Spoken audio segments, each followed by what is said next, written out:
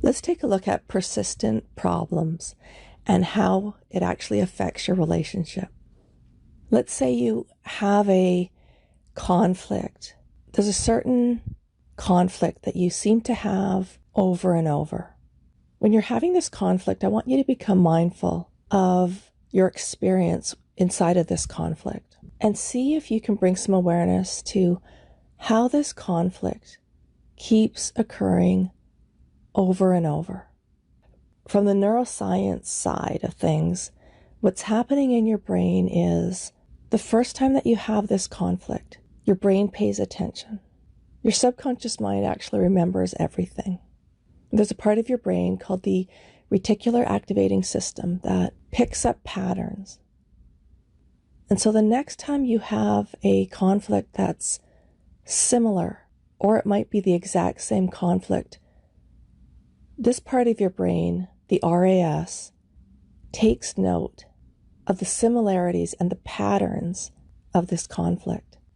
And this part of your brain is so sensitive to patterns that it'll make those connections. It'll connect subtle similarities inside of these conflicts. And if you continue having this same conflict, your brain starts to create these pathways so that the next time this conflict comes up, you'll be able to go down that pathway so much easier than the last time. And this is called neuroplasticity. You might have heard about neuroplasticity, how you can learn new things in a positive way. You can also learn things like conflict in a negative way. And your brain can become wired for this conflict to occur over and over. Because your brain creates these pathways so easily, it's important to become aware at a conscious level when you have the same conflict and realize that every time you have this conflict, it becomes easier. You might have noticed that you become triggered more easily, where maybe you're bringing some awareness to this conflict that at the beginning, when you first had this conflict, you could actually talk about it for a while and discuss things. But now, as soon as your brain recognizes that pattern, which could be in a few seconds, you get triggered. The problem with these conflicts is that they're not being resolved. So you keep having these conflicts over and over. And some conflicts might not be able to be resolved because 2 out of 3 conflicts, according to the research done by marriage and divorce expert John Gottman, show that for every conflict that you and your partner resolve, there's going to be twice as many that you can't resolve, that you keep having over and over. And so your brain gets into a pattern. It lays down these pathways, physical pathways of neurons in your brain to rehash these conflicts over and over as it gets easier over time. And these conflicts create feelings of maybe resentment, of criticism, of contempt. And maybe if you've had a conflict for a long time, it's actually creating feelings of contempt. And so when you're feeling criticism, defensiveness, contempt, or you totally shut down, and if you stop responding altogether inside of that conflict, this is called stonewalling, where you just stop responding to your partner.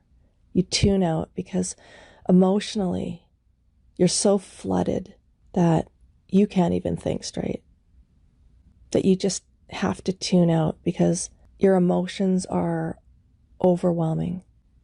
If you've gotten to this point, your brain has locked this conflict in as a pattern. And these behaviors are actually signs that your relationship is in trouble, that if you're married, these are the signs of divorce. So don't let these patterns go on for more than 30 days. You need to do something about it when you notice consciously that there's a pattern. And if they've been going on for more than 30 days, it's really important to the survival of your relationship to do something about these patterns. And you can do something about these patterns without your partner. If you're experiencing contempt and stonewalling, which is that flooding of emotions and then just totally shutting down, not being able to respond to your partner, maybe needing to get out of the room, getting away from your partner, it's important to seek help. If you can go to couples therapy, that's great. But if your partner doesn't want to go to couples therapy, you can do hypnosis. Accelerated hypnosis can give you access to resources to resolve this conflict at a subconscious level, because these conflicts might not be resolvable at a conscious level because they're just following these pathways that have been laid down in your brain. But subconsciously, you can make these quantum jumps in solutions. It might not seem possible at a conscious level, especially if you've been having this conflict for weeks, months, hopefully not years. But if you have, hypnosis is something that you can do on your own without buy-in from your partner. Access these resources, access all the answers to this conflict that you're having. And these conflicts can be resolved quickly through hypnosis in a few weeks, sometimes in a few days, with the help of your subconscious mind, all the resources and all the answers that are already waiting for you there. Your subconscious mind already has a solution figured out for you. So don't stay in contempt and stonewalling and being triggered inside of this conflict.